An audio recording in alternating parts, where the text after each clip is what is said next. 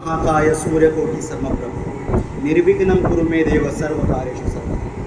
तर माझ्या भाषणाची सुरुवात गणेशाला नमन करून करतो मी. सर्वप्रथम आदरणीय व्यासपीठ येथे जमलेला सर्व शिक्षक वर्ग आणि आमचा एवढा मोठा बेलगावकर परिवार, आपण वेळेतला वेळ काढून इथं आला. मुंबई पुण्यावरून तात्काळचे तिकीटं काढलेत. ओके, त्यासाठी फार फार आभार. ओके, तुमचे सगळ्यांचे थँक्यू. आपण इथे सेवानिवृत्ती आणि सोबतच लग्नाचा वाढदिवस या कार्यक्रमासाठी जमलात, वेळेतला वेळ काढून आलात, फार फार धन्यवाद. मुळात सवयच नाही असं बोलायची. दिस इज द फर्स्ट टाइम, पहिल्यांदा बोलतो मी एवढ्या लोकांसाठी. ओके, माझं काम काय, सकाळी लॅपटॉप काढणे, लॉग इन करणे, मीटिंगमध्ये बोलणे, भले 10 लोक असो, 20 असो, 50 असो, 100 असो, पण असं हिंमत होत नाही. आजही थोडी छाती धडधड करते, पण आता थोडं स्टेबल झालोय. ओके, तर थोडं काही चुकेल तर माफ करा मला.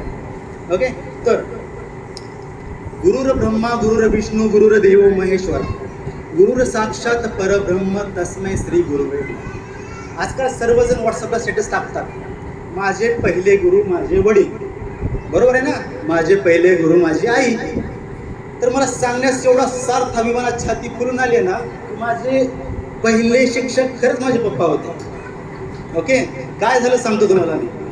मला आता त्यांच्या पास्टचं काय आठवत नाही. मी जन्मलो चांदुरीला. ओके, तर चांदुरीत असताना माझं ॲडमिशन असायचं बालवाडीमध्ये. मी पप्पाचा हात पकडायचो, शाळेत जायचो, बसायचो 3री वर्गामध्ये. मला काय लेणं देणं नाही बालवाडीत काय चालू आहे. ओके, पप्पा त्यांना शिकवायचे काय काय काय, मी त्यांचं ऐकायचो. 1 वर्ष बितला, 1 वर्ष सरला, माझं ॲडमिशन आलं 1लीमध्ये शाळेमध्ये. सर्व शिक्षकांची मुलं आपापल्या वर्गात जाऊन बसायची, पण मी तर राजा माणूस होतो. पहिलीत ॲडमिशन बसायचं 3रीत. का? कारण पप्पा 3रीला शिकवतो. 2रीत ॲडमिशन बसायचो 3रीत. 3रीतच 4 वर्ष बसले मी ना आई शिकली, ना क ख ग शिकलं, ना काहीच शिकलं. येथे कुरुत सर आहेत, बरेच चांदुरीचा स्टाफ आहे, त्यांना माहिती. कुरुत सर माझ्यासाठी प्रत्येक सोमवारी पॉपिन्स घेऊन यायचे. ओके, त्यांची वाट बघत बसायचो मी, सर कधी येतील, पॉपिन्स कधी देतील मला. त्या काळात एक चॉकलेट यायचं. तर मग 3रीत बसायचो. क क ख ग असं काहीच शिकलं नाही, डायरेक्ट वाचायला शिकलोय. सगळं त्यांना माहिती आहे. त्यांनी बराच वेळा माझं नाव पण काढलं आहे यासाठी. त्याचं सगळं श्रेय पप्पांना जातं. त्यांनी मला कधी पर्सनली लक्ष देऊन शिकवलं नाही, पण त्या 3री वर्गामध्ये जे शिकवत होते त्यातच नमन करून करून ऐकून मी शिकायला लागलो, बोलायला लागलो. जे काय ते सगळं तिथंच शिकलो. मग आमची मम्मी, लेकरांचं शिक्षण खेडेगावात नको, आता आपण जाऊया लातूरला. ओके, ठीक आहे. मग माझे आजोबा अप्पाराव गायकवाड यांनी खूप प्रयत्न केले. पॉलिटिकल त्यांच्या ओळखी होत्या आणि त्यांनी बदली केली पप्पाची मसला या गावात. मसला हे गाव लातूरपासून 45 किलोमीटर. ओके, तर आम्ही लातूरला शिफ्ट झालो. लातूरला येताना चांदुरीचा अख्खा गाव रडत होता पाठीमागं. हे त्यांनी कमवलं. अख्खा गाव रडत होता पाठीमागं. मम्मी तेव्हा खुश होती, चाललो आपण लातूरला. आता लातूरला आलेल्या 2ऱ्या दिवशीपासून ती रडायला लागली. मला इथं जमत नाही, मी राहू शकत नाही, मला परतच जायचंय. नाही, मी इथं राहणारच नाही, लेकराचं शिक्षण गेलं खड्ड्यात आता, पण मला चांदुरीलाच परत जायचंय, असा हट्ट मम्मीने धरला. मग माझे मामा सुनील गायकवाड, बालाजी गायकवाड, माझ्या आजोबा अप्पाराव गायकवाड सतत नेहमी यायचे, समजवायचे मम्मीला. परत सुरेखाताई जवळ होत्या तिथं आमच्या, त्यांच्यामुळे आम्हाला फार आधार भेटला. त्यांच्यासोबतच राहायचो आम्ही तिथं 3री आणि 4थीला. तर झालं, मम्मी जरा स्टेबल झाली. मम्मी झाली स्टेबल, पण मी झालो नाही ना. माझं झालं असं, माझं विश्व होतं शाळा म्हणजे मी, पप्पा, 3री, दॅट्स इट. त्याच्या पलीकडे मला काय माहितीच नव्हतं. मी, पप्पा, शाळा, 3री. इथं आलो, बिल्डिंग, तिलट शाळा, 130 विद्यार्थी वर्गात, आणि पप्पाच नाहीत शिकवायला.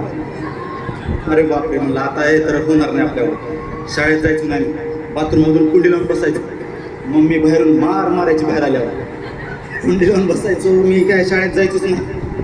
असं 1 आठवडा सरला, 2 आठवडा सरला. पप्पाची बेजारी चालू होती. त्यावेळेस आमच्याकडं 2 व्हीलर सुद्धा नव्हती. पप्पाने आल्याला ॲटलस सायकल घेतली होती. बरोबर आहे, ॲटलस सायकल घेतली होती.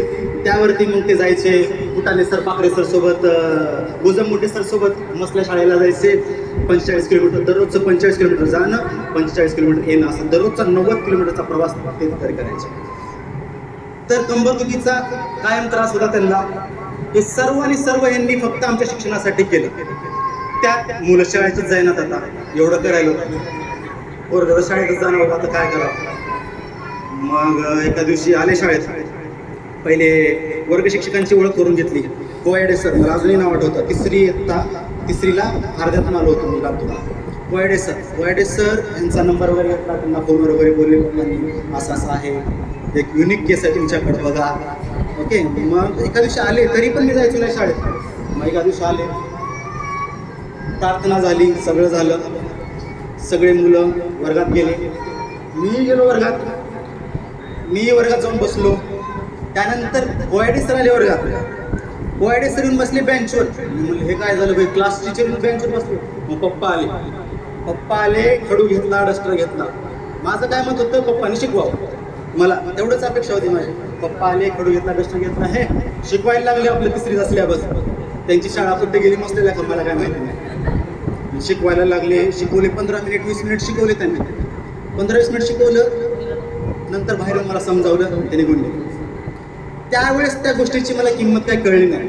बाबा ठीक आहे, आले पप्पा, शिकवले, चांगलं वाटलं, मला कॉन्फिडन्स आला, मी शाळेत जायला लागलो. पण आज जर विचार केला ना, मी कुणाचे वडील असं करू शकतात असं मी विचारत नाही करू शकत. कारण एखाद्याचे वडील काय केले असते, मारले असते, समजावलं असतं, चॉकलेट दिले असते, लाडीगुडीने पाठवले असते. पण माझे पप्पा शाळेत येऊन, दुसऱ्या शाळेत, माध्यमिक शाळेत येऊन, तिथं मला माझ्या 130 वर्गमित्रांबरोबर शिकवलं. याचा मला सार्थ अभिमान. आज ती गोष्ट मला आभाळापेक्षा मोठी आहे. त्याच्यामुळं मी जे काय असते घडलो, त्यामुळं मी खरंच म्हणू शकतो माझे पहिले गुरु माझे मम्मी आणि माझे पप्पा. तर थोडासा वेळ द्या.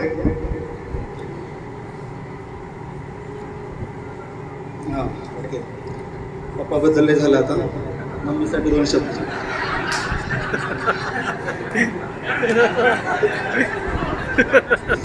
मम्मीसाठी आता 2 वाक्य बोलतो. नीट आहे. पूर्वजन्माची पुण्याई असावी, जन्म जो तुझ्या गर्भात घेतला. जग पाहिलं नव्हतं तरी 9 महिने श्वास मात्र स्वर्गात घेतला. ओके. तर पप्पांनी फार आम्हाला विचार, प्रेरणा याचा वापर करून खूप काय समजावलं, बऱ्याच गोष्टी शिकवल्या. आम्ही ते ऐकलो. त्यावेळेस ते आम्हाला कठोर वाटायच्या. पण आज त्याच गोष्टीमुळे जे काय घडलो, मी आज स्वतःला यशस्वी मानतो. फक्त माझी त्यांना एक इच्छा आहे इथून पुढं, की मी जे काही सोयीसुविधेच्या गोष्टी त्यांना घेऊन देईल ते त्यांनी ॲक्सेप्ट करावं, ते त्यांनी घ्यावं. नाही तर कशाला खर्च करायचं रे. माझं सोडले, माझ्या लेकरांचा विचार करायला ते, की बाबा त्याचं कसं होईल, तुला पेन्शन नाही, तू आहे सरकारी, तुला कुठं सरकारी नोकरी आहे. तर आपल्याला असं काहीतरी मजबूत बांधलं पाहिजे, काहीतरी केलं पाहिजे, जेणेकरून आपली दुसरी पिढी सुद्धा बसून खाता यावी. तर त्यांचं एवढी पुढची विचारसरणी आहे. तर त्यांना मला असं एवढंच म्हणायचं, हे बस झालं, तुम्ही माझ्यासाठी खूप केलं. मला वाटतं माझ्या मित्रपैकी कुणाच्याच वडिलांनी एवढं केलं नाही. अभिमानाने सांगू शकतो मी. आता स्वतःसाठी जगा, फिरायला जावा, मी जे काय देतो त्याचं फक्त स्वीकारा आणि जरा लाईफ एन्जॉय करा, स्वतःसाठी जगा. कधीही कुणाचाही फोन आला, दुपारी 2 वाजता आले, लगेच काढली गाडी गेली. प्रत्येकाला टाइम देणे, प्रत्येकाच्या कामाला हजर राहणे, प्रत्येकाला मदत करणे, हा त्यांचा एक हेतू होता.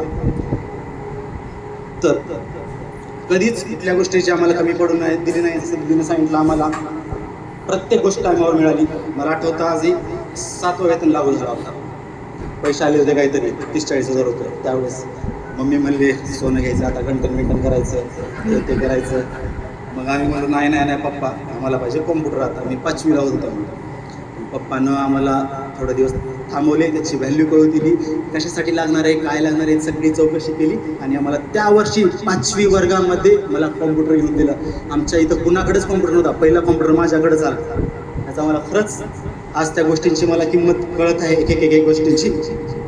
तर अजून एक गोष्ट मला आठवते, 5वीत असताना मला त्यांनी सायकल घेऊन दिली होती. 5500ची कुठली तरी सायकल होती. मी डायरी लिहित होतो तेव्हा कधी कधी पप्पा सांगायचे दररोज डायरीत लिहित जा, खर्च घेत जा, हे करत जा, ते करत जा, मग लिहायचो मी डायरी. तेव्हा आजही ती डायरी आहे, मला दाखवतात कधी कधी पप्पा मजाकमध्ये. आज माझ्या आयुष्यात सोन्याचा दिवस उगवला आहे, मला पप्पांनी सायकल घेऊन दिली आहे, असं मी तिथे लिहिलेलं आहे. आज मी स्वतःच्या हिमतीवर गाडी घेतली, भले 4 व्हीलर घेईल पुरा, पण तेवढा हे होणार नाही मला की जे त्या सायकलमुळे झालं माझं. मग 11वी-12वीला असताना प्रत्येक निर्णय आमच्यावर सोडून दिला.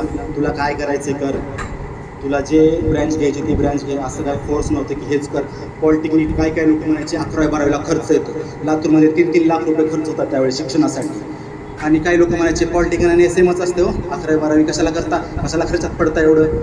पप्पाला अभिमान होता, माझ्या पोराने एवढे टक्के घेतले, 88-89% घेतले, ह्याला तर आता त्याच्या मनासारखं कसं करायचं. खर्चाचा मागं पुढे विचार न करता माझा 11वी-12वीला 3 लाख रुपये खर्च झाला, पण मला 11वी-12वी करून दिली त्यांनी. नंतर इंजिनिअरिंगला पण ॲडमिशन घेतलं पुण्यामध्ये, DY पाटील अकोर्डी कॉलेजमध्ये. त्यावेळेस पण नियमितपणे पैसे पाठवणार मला. मी माझ्या रूमवर राहायचो, 6 ते 7 मुलं राहायचो फ्लॅट. मला माहीत होते बाकी जणांची तंगी राहायची, शेवटचे 8 दिवस पैसे राहायचे नाहीत, खायचे पैसे वांदे व्हायचे त्यांचे.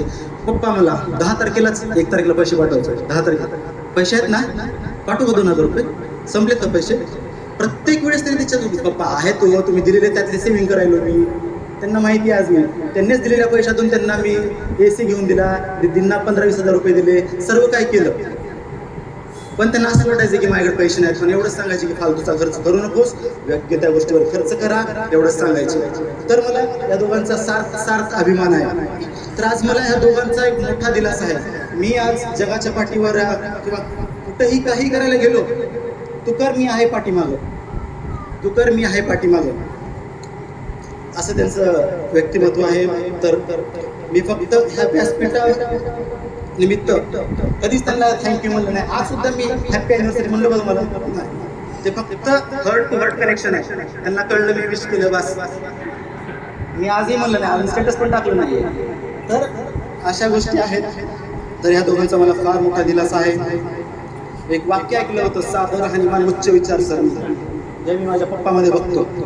खरंच त्यांचं राहणीमान खूप साधा आहे, विचार खूप उत्तम आहेत, कुठल्याच गोष्टीवर फालतूचा खर्च करत नाही आहे. फक्त आणि फक्त माझं भविष्य, सोनूचं भविष्य याच्यावरती त्यांचं फोकस असतं. स्वतःला कधी कपडे घेत नाहीत, काहीच नाही. मला बळबळ फोर्सफुली घेऊन जावं लागतं, घ्या बघा घ्या बघा घ्या बघा. जे काय ते माझ्यासाठी निधीसाठीच केलं त्यांनी आत्तापर्यंत.